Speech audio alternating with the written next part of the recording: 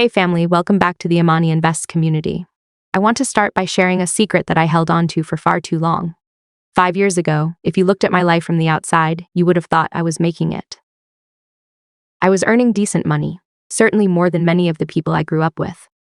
But inside, I felt like I was drowning. My closet was packed tight with clothes that still had the tags on them. My garage was so stuffed with just-in-case equipment that I couldn't even fit my car inside, and my bank account seemed to drain faster than I could ever fill it. I had fallen into the same trap that catches millions of our people every single year, the lie that your income determines your wealth, family. It is actually the opposite. What you keep matters infinitely more than what you earn, and what you keep is determined almost entirely by how you think about stuff. Did you know the average American household contains over 300,000 items? That is 300,000 tiny decisions that are quietly draining your time, your mental energy, and your future. Most of those items were bought with money that should have been your freedom fighters. Dollars that could have been invested, compounding quietly in the background to build a legacy for your children. When I talk about minimalism, I'm not talking about living in an empty room like a monk. I am talking about intentionality. I am talking about being the boss of your money so your stuff stops being the boss of you. Over the last 5 years, I have developed 50 rules that fundamentally rewired my relationship with my coins and my closet. These aren't theories from a textbook. They are the principles I used to pull myself out of that cycle. You don't need to do all 50 today. Just pick 5 or 10 that speak to your soul and actually do them. That alone will put you miles ahead of everyone else just wishing for a better life. Let us start with how we build the habit of wealth. Rule number 1 is the 2-day rule. Never skip twice. If you miss a day of tracking your spending, that's just being human. But don't let it become 2 days, because that is when a mistake becomes a habit of quitting. To keep your mind right. Rule number 2 is the nightly reset. Spend 5 minutes every night putting your space back in order. Cluttered spaces create cluttered minds, and when we are stressed by the chaos in our homes, we make impulsive financial decisions, just to try and feel better. Rule number 3 is the 80/20ths inventory. Look around your room right now. You probably use 20% of your things. 80% of the time, the other 80% is just frozen money that you can never get back. Use that lens to realize that everything you aren't using is a lesson in what not to buy next time. When it comes to letting go, use rule number 4, the 20/20ths rule. If you can replace something for under $20 in under 20 minutes, let it go. Stop paying mental rent to store items you might need one day. To make this easier, rule number 5 is the donation box system. Keep a box in your house at all times. The moment you see something that doesn't serve you, drop it in. Once a month, take that box to a local charity without looking back inside. Rule number 6 is a big one for our community. Invest in experiences over stuff. The joy of a new pair of shoes fades in a week. That's hedonic adaptation. But the memory of a trip with your family or a class where you learned a new skill only gets more valuable over time. Speaking of your home, rule number 7 is the home rule. Every single thing you own must have a designated place to live. If it doesn't have a home, it becomes visual clutter, which leads to rule number 8. Automation over willpower. Don't rely on your tired brain to make good choices at the end of a long shift. Automate your savings, your bills, and your investments. Willpower is a battery that runs out. Automation is a machine that never sleeps. Rule number 9 is to feel opportunity cost viscerally. That $60 dinner isn't just $60. It's the $150 it would have become in 20 years if you put it in an index fund. Rule number 10 is scheduled unavailability.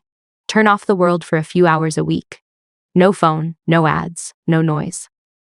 Most of our impulse spending happens when we are distracted or bored. Rule 11 is single tasking.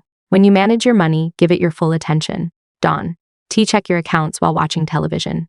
Rule 12 is engineering your environment. If you get tired of spending, stay away from the mall and delete those shopping apps. Rule 13 is about the sunk cost bias. Just because you paid a lot for that dress 3 years ago doesn't mean you should keep it if you don't wear it. The money is gone. Don't let it steal your closet space too. Rule 14 is win stacking. Every time you say no to a purchase you don't need, you are casting a vote for the wealthy woman you are becoming. Rule 15 is systematic exploration. Actually track what makes you happy. You might find that the expensive cable package doesn't bring you nearly as much joy as a $3 notebook and a pen. Every few months, perform Rule 16. The periodic Great Reset. Audit your life, cancel the subscriptions you forgot about, and maybe do a spend month to clear the air. Rule 17 is critical. Social media is a financial threat. It is a machine designed to make you feel inadequate, so you buy things to keep up with people you don't. Even like. Rule 18 is limited screen time, because the more you scroll, the more you re-expose to psychological manipulation. Rule 19 is creation over consumption. Build something, cook something, or learn something. Producers build wealth, consumers just spend it. Rule 20 is to guard your attention, like it's gold, because it is. When a new opportunity or purchase comes your way, use Rule 20. 1. The 90% rule. If it isn't a, heck yes, it is a. No. Rule 22 is to assume popular choices are wrong.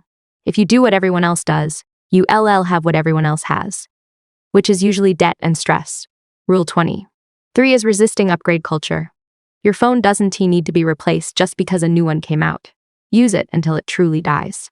Rule 24 is the 24-hour rule. Wait a full day before buying anything non-essential. Most of those needs evaporate by morning. Rule 25 is calculating the cost per use. A $300 coat you wear every day for 5 years is much cheaper than a $40 dress you wear once. Keep your house in order with Rule 26 weekly subscription audits. We are being bled to death by $10 a month charges. Rule 27 is the 30-day purchase list. If you want something, put it on a list. If you still want it in a month, then we can talk. Rule 28 is adding physical friction. Delete your saved credit card numbers from your browser so you have to actually get up and find your purse to buy something. Rule 29 is an annual energy audit. Look at your bank statements for the whole year and see where the leaks are. Rule 30 is the time equals money calculation. If you make $20 an hour, that $200 purchase isn't $200. It has 10 hours of your life energy. Is it worth more than a full day of your life? Rule 30, 1 is 1 in, 1 out. If you buy a new shirt, an old one has to go. If you want to get serious, Rule 30, 2 is 1 in, 2 out. Rule 33 is embracing boredom. You don't need to spend money to be entertained every second. Rule 34 is work. Life boundaries. When work bleeds into your home life, you spend more money on convenience, just to cope with the stress. Rule 35 is digital decluttering. A messy desktop leads to a messy mind. Rule 36 is turning off notifications. Don't let a company buzz in your pocket just to tell you about a sale. Rule 37 is the 2-minute rule. If a small task takes less than 2 minutes, do it now so it doesn't weigh on your mind. Rule 38 is to ignore the minimalist gatekeepers. You don't need to own exactly 50 items to be free. You just need to own what adds value. Rule 39 is the 90/90ths rule.